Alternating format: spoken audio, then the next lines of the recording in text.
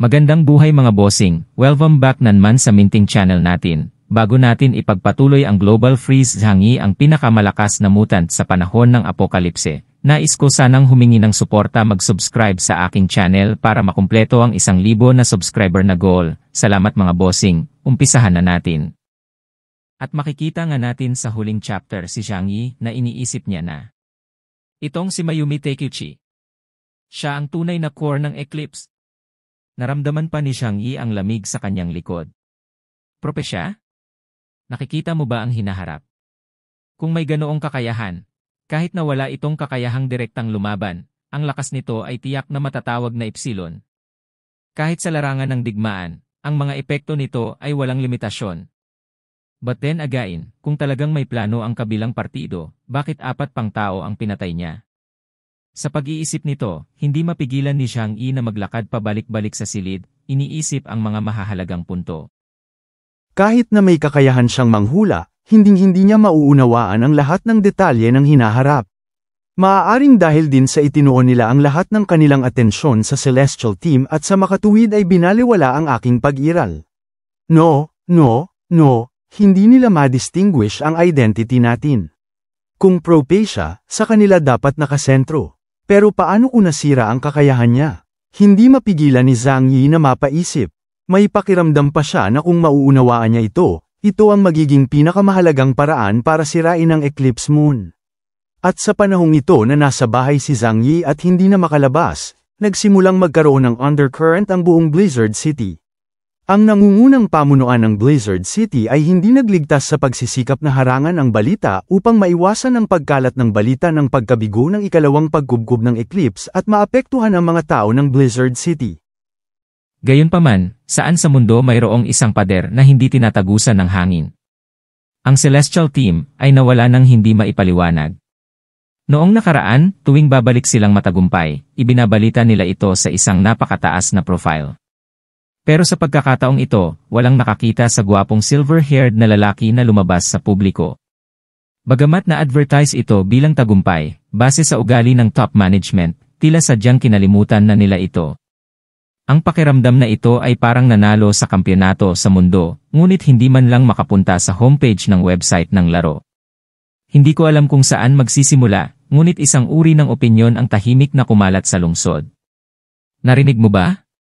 Sa katunayan, sa pagkakataong ito, nabigo ang pagkubkob at pagsugpo sa Neon Ronin ng distrito, at maraming tao ang namatay.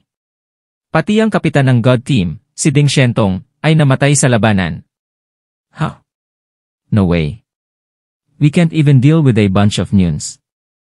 Sino bang may sabing hindi totoo? Hindi mo ba nakitang mali ang atmosphere sa lungsod nitong mga nakaraang araw?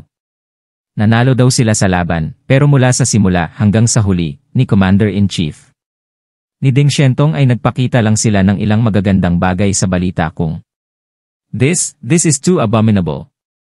Are you treating us like monkeys?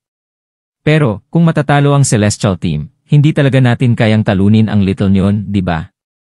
Stop talking, this is too terrible. I can't even think about it, pati yung investigation team na talo na, paano tayo mananalo? Sa Blizzard City, ang mga haka-haka ng mga tao tungkol sa labanang iyon ay lalong lumaganap, at sila ay naging mas mapangahas. Dahil mula sa kaibuturan ng kanilang mga puso, walang makakaisip na ang Blizzard City ay matatalo sa laban sa Eclipse. At ang halo-halong emosyon na ito ay hindi lamang galit, kundi pati na rin gulat. Kung hindi mo kayang sugpuin ang isang maliit na organisasyon ng Ronin, paano mo mapoprotektahan ang kaligtasan ng mga tao?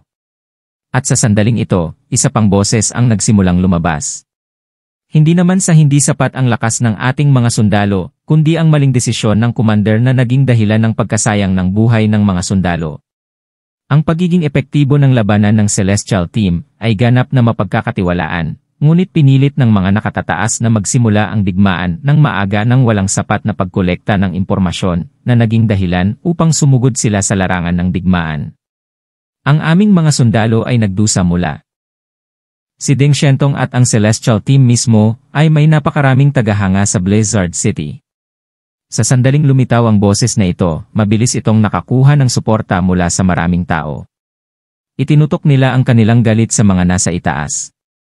Naniniwala sila na kailangang panagutan ng commander ng operasyon anuman ang mangyari. Bagamat hindi maipalabas ng hayagang ang naturang boses, sa pribado, halos lahat ay tinatalakay ang bagay na ito. Maging ang ilang tao sa loob ng ahensya ay tahimik na nagsasalita ng pribado. Walang ibang dahilan. Sa katunayan, ang bagay na ito ay seryosong nauugnay sa kanilang kaligtasan at dignidad. Ang ganitong uri ng paggalaw ay hindi maiwasang umabot sa tainga ni Zhu Zeng. Galit na siya sa mga oras na ito, at nang marinig niyang muli ang mga salitang ito, lalo siyang nabalisa. Ilang araw siyang hindi kumakain ng kahit isang butil ng kanin. Dumudugo ang kanyang puso kapag naiisip niya ang halos ganap na pagkasira ng Celestial Team, kasama na si Kapitan Deng Xiantong. Ang pagbuo ng isang pangkat ng pagsisiyasat ay nangangailangan ng masyadong maraming enerhiya at mapagkukunan.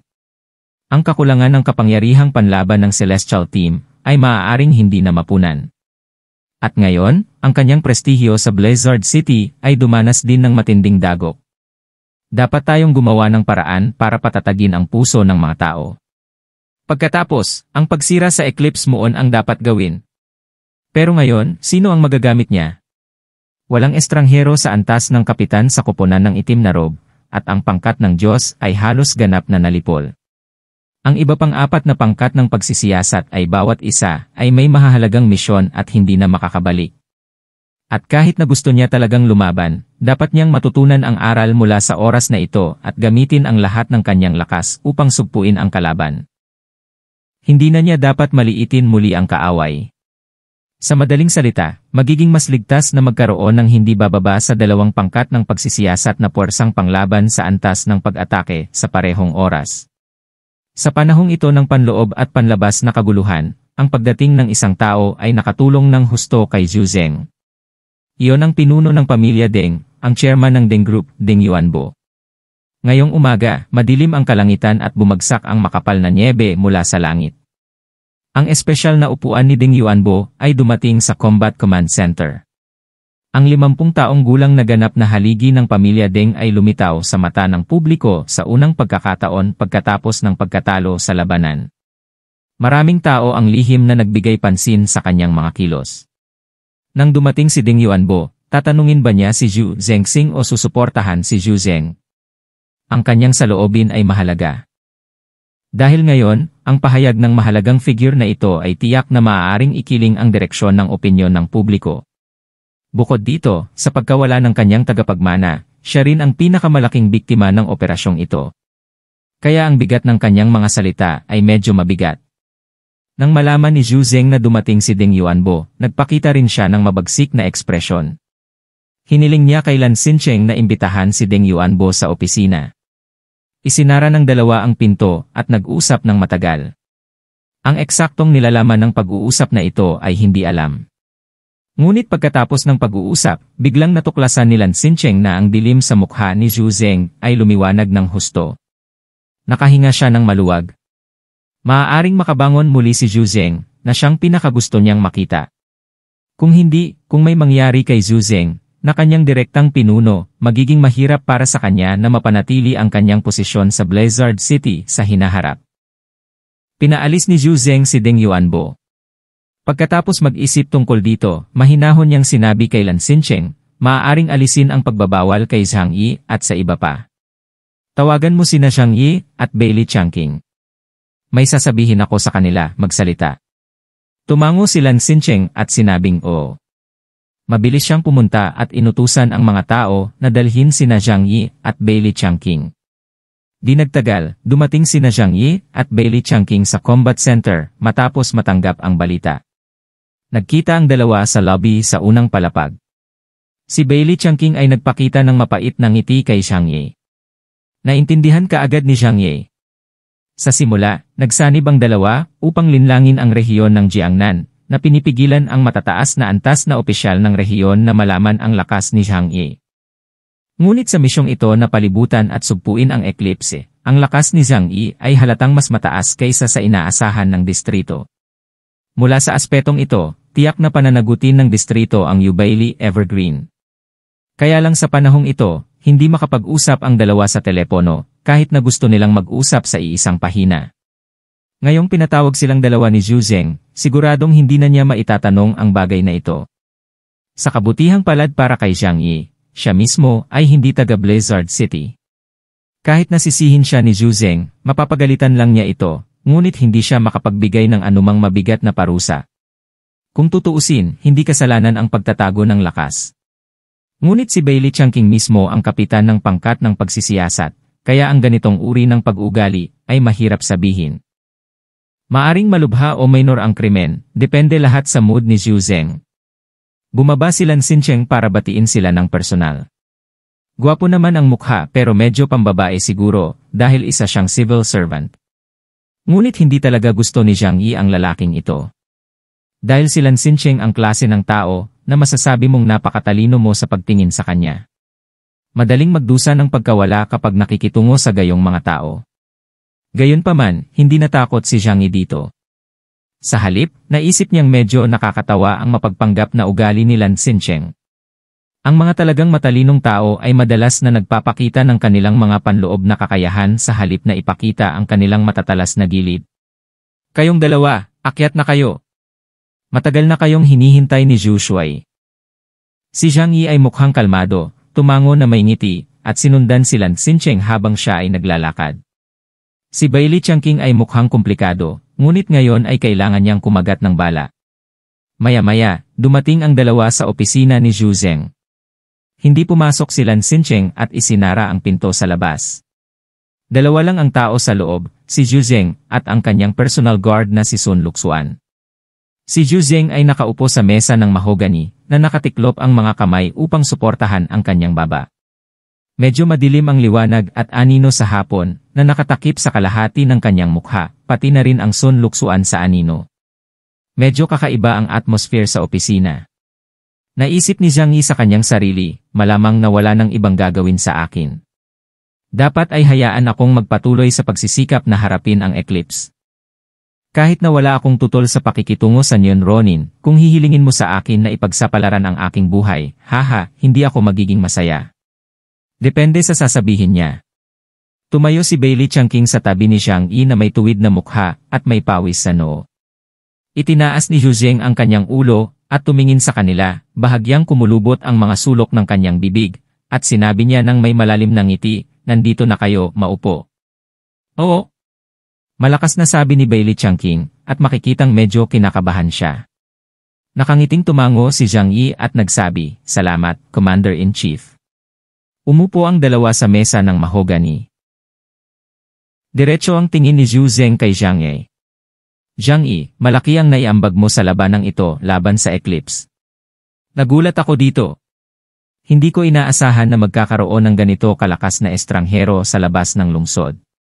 Ngumiti siya at iniunat ang kanyang kamay para ituro si Zhang Yi. Ikaw bata, napakalalim mong nagtago. Habang nagsasalita siya, sinulyapan niya si Bailey Changqing sa tabi niya. Hindi kahit na ang aming pangkat ng pagsisiyasat sa rehiyon ay natagpuan ito. Naramdaman ni Bailey Changqing na medyo sumikip ang kanyang lalamunan. May gusto siyang ipaliwanag pero hindi niya alam kung paano sasabihin. Ngumiti si Zhang Yi at nagsalita, tinulungan siyang mapawi ang pressure. May 3 butas pa ang tusong kuneho. Pinapanatili ko ang ilang paraan ng pagliligtas buhay upang mabuhay ako ng maayos sa apokalipse. Sana maintindihan ni Zhu Shuai. Tumango si Zhu Zeng, tama. Ikaw ay talagang sapat na maingat at kaya mong magtago. Ito ay isang napakahusay na kalidad.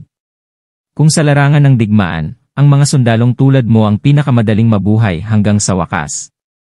Matapos marinig ito, hindi napigilan ni Bailey Changqing na magsimulang magreklamo sa kanyang puso. Hindi ba't lagi mong sinasabi na si Zhang Yi ay marunong lamang magdepensa at hindi magaling sa depensa? Ang kanyang estilo ng paglalaro ay masyadong matatag at siya ay naglalagay ng kanyang sarili. Interest muna, so hindi siya qualified na sundalo. Mabuting tao, mas mabilis kong mabaling ang mukha mo kaysa sa pagpihit ko ng libro. Sa harap ng papuri ni Zhu Zeng, napakalmadong kumilos si Zhang Yi.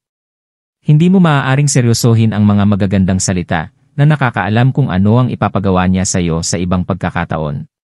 You're flattering me. Malayo pa ang lakas ko sa mga elite ng Blizzard City. Lalo na kung ikukumpara sa mga profesional na sundalo, malayo pa rin ang aking combat literacy. Sa sandaling sinabi niya ang mga salitang ito, hindi maiwasang isipin ni Zhu Zeng ang mga miyembro ng pangkat ng Tianxian na namatay sa labanan, at ang junior na si Deng Xiantong na lubos niyang inaasahan, at ang kanyang mga mata ay nagsimulang nanlamig. Ayos lang na huwag mo nang banggitin ang bagay na ito. Ang mga resulta ng labanan na ito ay nagpapaliwanag sa akin ng maraming bagay. Biglang nagpakawala ng mahabang buntong hininga si Zhu Zeng, ang kanyang mga mata ay gumagala. Sa konteksto ng panahon ng malalaking pagbabago, humihina ang tungkulin ng mga ordinaryong sundalo. Kahit na sa mataas na antas na mga labanan ng dayuhan, gaano man kahusay ang mga ordinaryong sundalo, hindi, kahit na mababa ang antas na mga dayuhan, ay halos hindi makakaapekto sa sitwasyon ng labanan. Naisip ni Zhu Zeng ang mga miyembro ng Celestial Team na namatay sa labanan. Lahat sila ay well-trained. Ngunit ang tanging nakatalo sa kanila ay ang mga sosyal na hayop ninyon sa iba't ibang propesyon. Sa madaling salita, ang pagdating ng isang bagong panahon ay nangangahulugan ng paglitaw ng isang bagong anyo ng pakikidigma. Ang laban na ito ay nagturo sa ating lahat ng leksyon. Tanging mga nangungunang dayuhan at katalinuhan ang dalawang bagay na tumutukoy sa kahihinatnan ng labanan. Napabuntong hininga si Zhu Zeng, masyado kaming naging mapagmataas noon at nakalubog pa rin sa mga pakinabang ng mga numero at lokal na operasyon. Kung ang ganitong uri ng pag-iisip ay hindi mababago sa oras, kami ay magdaranas ng malaking pagkalugi sa hinaharap. Hindi napigilan ni Zhang Yi ang tumango pagkatapos makinig sa pagsusuri ni Zhu Zeng. Siyempre, ang pangunahing layunin ng paggawa nito ay upang ipaalam sa pinuno na siya ay sumasang-ayon sa talumpati ng pinuno. Nagkaroon na ng ganitong konsepto si Zhang Yi. Mula noon, nagsimula ang labanan, laban sa mga estranghero sa lungsod ng Osawa. Mayroong halos 1,000 tropa ng Days City, 72 estranghero, at 800 elite na sundalo, ngunit hindi nila mapigilan ang sibat ng pagkawasak ni Zhang Yi mula sa himpapawid. Ito ang anyo ng digmaan sa bagong panahon. Ang dayuhan ay magiging pinuno ng larangan ng digmaan na lampas sa mga thermal weapons, marahil pangalawa lamang sa Death of Love. Iyon ang huling bit ng dignidad sa panahon ng maiinit na armas. Kaya, ipinatong ni Zhu Zeng ang kanyang mga kamay sa mesa, ang kanyang mga mata ay nakatuon sa mukha ni Zhang Yi. Ang susunod nating paghiganti ay dapat pangunahan ng mga dayuhan, at pamunuan ng mga high-level na dayuhan. Napagpasyahan kong ibigay sa iyo ang inisyatiba sa larangan ng digmaan. Kaya Zhang Yi, sana ay mapangunahan mo ang koponan para isagawa ang susunod na misyon. Biglang tumahimik ang hangin. Nanatiling tahimik si Zhang Yi. Bahagyang ibinaling ni Bailey Changqing ang kanyang ulo upang tumingin sa kanya sa gulat, puno ng pagkabigla ang kanyang mukha. Ang pagkubkob at pagsugpo sa eclipse, ang napakalaking bagay ay dapat ibigay kay Zhang Yi, isang estranghero mula sa labas ng lungsod, upang manguna. Hindi makapaniwala si Bailey Changqing. Ngunit ngayon na pinag-iisipan kong mabuti, ang Blizzard City ay pumasok sa isang yugto kung saan walang makakagamit nito. Parehong hindi pinagana ang dalawang pangkat ng pagsisiyasat at nawala ang kanilang pinakamataas na bisa ng labanan. Ngunit si Zhang Yi, na nag-iisang pumatay ng 4 na eclipse moon, ang naging pinakaangkop na kandidato. Ito ay medyo ironic dito. Hindi nagsalita si Zhang Yi dahil pansamantalang sarado ang kanyang utak. Alam niyang hahayaan siya ni Zhu Zeng na pumunta sa larangan ng digmaan, ngunit hindi niya inaasahan na hahayaan siya ni Zhu Zeng na pamunuan ang kasunod na misyon ng pagkubkob at pagsugpo. Ang pasanin na ito ay dumating ng bahagya at napakabigat.